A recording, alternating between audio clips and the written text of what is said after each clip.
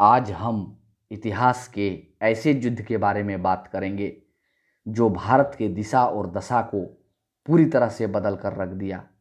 इस युद्ध के बाद भारत में एक युग का अंत हुआ और दूसरे युग का शुरुआत। हम बात कर रहे हैं पानीपत के प्रथम युद्ध का, जो 1526 ईस्वी में इब्राहिम लोदी और बाबर के बीच लड़ा गया था। बात उस समय की है जब दिल्ली सल्तनत के गद्दी पर लोदी वंश के शासक इब्राहिम लोदी बैठा था। वह लगभग पूरे भारत में शासन करता था। उस समय इब्राहिम लोदी से टक्कर लेने वाला कोई भी दूसरा नहीं था।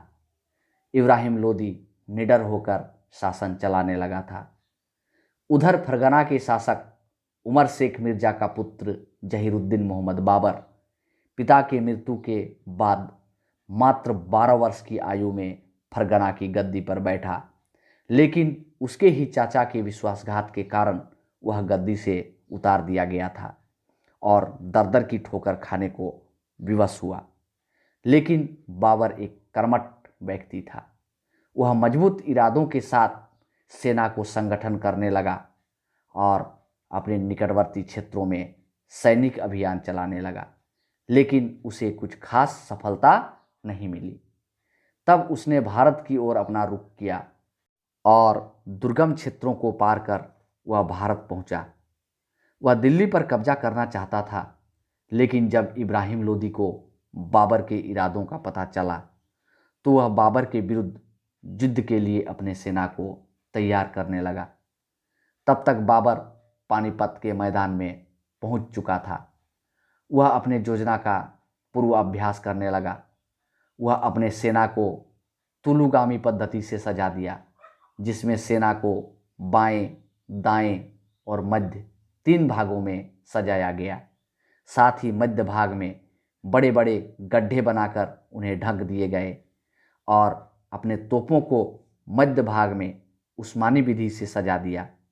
बाबर के पास लगभग 12,000 की संख्या में सेना थे, लेकिन सभी प्रशिक्षित और अनुभवी थे। उनके पास आधुनिक हथियार थे। जब इब्राहिम लोदी पानीपत के मैदान में पहुंचा तो उसके पास हाथी घोड़े के साथ 80,000 की संख्या में सेना थे। उसके सेना में प्रशिक्षण की कमी थी।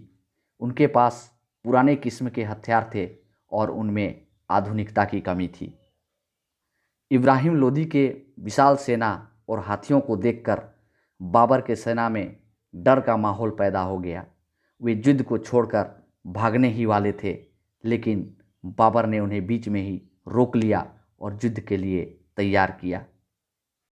जब 21 अप्रैल 1526 ईस्वी को युद्ध शुरू हुआ, दोनों सेना आमने सामने हुए तो लग रहा था इस युद्ध में इब्राहिम लोदी जीत जाएगा।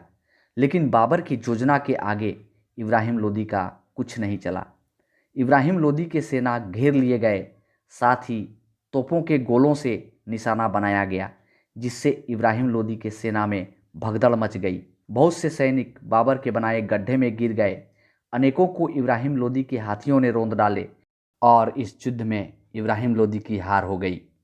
बाबर इस युद्ध में जीत गया। इस युद्ध में जीत के बाद बाबर ने दिल्ली पर कब्जा कर लिया और मुगल वंश का स्थापना किया। इस तरह से पानीपत के प्रथम युद्ध के बाद भारत में एक लंबे समय तक चले दिल्ली सल्तनत के शासन का अंत हुआ और मुगलिया शासन का दौर शुरू हुआ।